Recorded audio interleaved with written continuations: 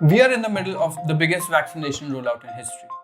After once in a century pandemic, we would think that the trust on vaccines would soar and everyone would be willing to get one.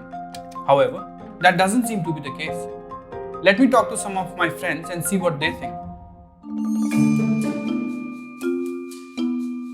Hi everyone. Thanks for joining the call. Now tell me, who among you has got vaccinated already? You know that I have already contracted COVID and I've recovered. In that case, I'm a little doubtful about getting the vaccine just in case. Because I've still not recovered 100% from the whole episode, and injecting myself with a milder version of the virus, I'm really not sure how that's going to help me. Maybe I'm already immune. I think the same goes for me, worrying about my parents. I think both of them are above 60 and both of them have comorbidities. So, how is the vaccine going to affect them? There are reports about people being hospitalized and even dying after taking the COVID vaccine. A vaccine usually takes a lot of time when it is developed, and COVID vaccine, it was developed, maybe in few months. So I'm not really sure about how safe it is in that sense. Vaccine hesitancy among people is not a new phenomenon. Vaccine hesitancy has existed in some form or the other for vaccine uptake, spanning across most of the infectious diseases over the last century, whether it was smallpox, measles, or even polio.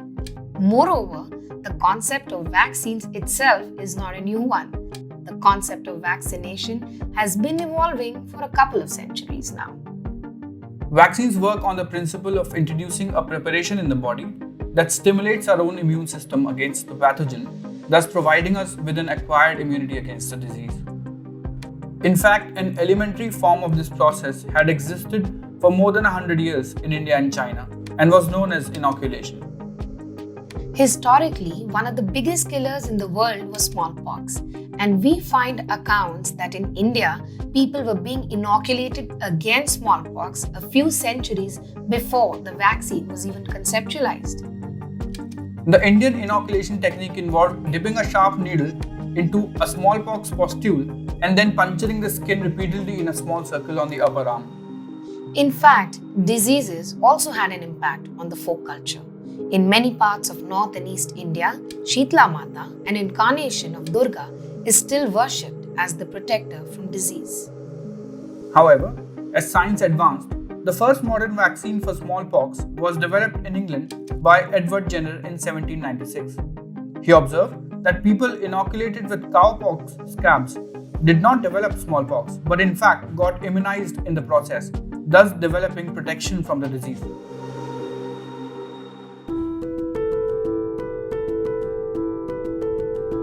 With the spread of the first vaccine came the first incidents of vaccine hesitancy due to operational difficulties, lack of knowledge, and religious beliefs.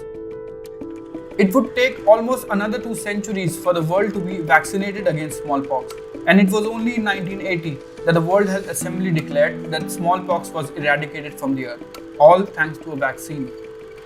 Building on the success of the smallpox vaccine, the WHO expanded the immunization program in 1974 to vaccinate newborn children against tuberculosis, diphtheria, tetanus, pertussis, measles, and polio. And by 2019, more than 85% infants around the world were being vaccinated against diphtheria, tetanus, and pertussis. India has one of the largest immunization programs in the world, protecting against about 11 diseases. And the latest vaccine to be added to the schedule is that for Japanese encephalitis. With childhood vaccinations, the incidence of disease has fallen across the world, with the biggest fall coming in the case of polio, which has been eradicated from all but 2 countries in the world. A common misconception about the polio vaccine in some communities was that it induced infertility, and extra efforts had to be made to reach out to those communities. Vaccine hesitancy is not a developing country phenomenon alone. In the US, there is a strong sentiment against vaccines. Measles, which saw close to 0 cases in the US ever since the vaccine was launched, has made a comeback in recent years, all due to hesitancy in getting children vaccinated.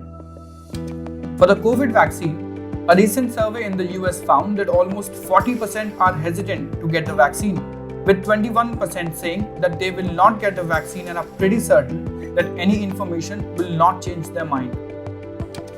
In India, hesitancy to COVID vaccine was estimated to be around 60% by a survey, with unknown side effects as the most common reason. And any reason for this hesitancy cannot be ignored, be it the fear of alien substances, the sequence of vaccine beneficiaries, or reports of adverse events. There are scientific responses to all those reasons. Alien substances are just a weaker dose of the antigen which train your own body to build antibodies to fight against the disease. Adverse effects do get a lot of media attention, but only 0.0007% people have needed any hospitalization support after getting vaccinated for COVID-19. And according to the official reports, no deaths were reported in India because of getting a vaccine shot, but due to a health condition that people may have already had. Though there could be more efforts to inform people about when their turn to vaccinate will come, given that every country has identified priority populations that include healthcare workers, the elderly, and people with severe comorbidities as the first bucket of beneficiaries. ऐसे ही polio की खुराक न लेने से polio आपके बच्चे को पकड़ सकता है। भारत पोलियो मुक्त है पर दुनिया नहीं। Communicating about vaccine safety has not been easy. Previous campaigns to reduce vaccine hesitancy have focused on increasing vaccine literacy through credible sources and continued trust building with the communities through sustained campaigning. ये रविवार polio रविवार। If you have a cough, fever, or difficulty in breathing, something that the strategy on COVID vaccines seems to be adopting as visit the well. nearest health facility or your doctor immediately if you have any of these symptoms. But any communication is effective if it reaches the target audience on platforms and in the format of their choice. You guys can just quickly tell me where you heard about the vaccine. Yeah, there was a lot of memes on the internet. There was no authenticity to it, but yeah, they were fun to watch. You know, initially people were referring to all the information from all the sources. Somebody were picking information from social, somebody from media and all. But later, every media was showing something stupid or the other. And information from WHO is very hard to decode. My mom, my dad cannot go through that. Even I cannot go through those information. I mean, WHO did try to make some videos. I didn't see any videos. Therein lies the challenge. Social media has fundamentally altered how we consume information. And the biggest challenge is faced by science. Science has always been communicated by the producer of knowledge to the public through academics. But for the first time, social media is giving time and space for content makers to translate science information with their own perspectives and opinions about science. There is too much to consume from, and posters have given way to videos and memes. I think as public health professionals, we really need to push harder for translating and communicating about science and reaching out to the target audience. And if people understand through memes, we better make some good memes. So thank you for joining the call, everyone. If anyone still has doubts, I'm going to leave you with this meme.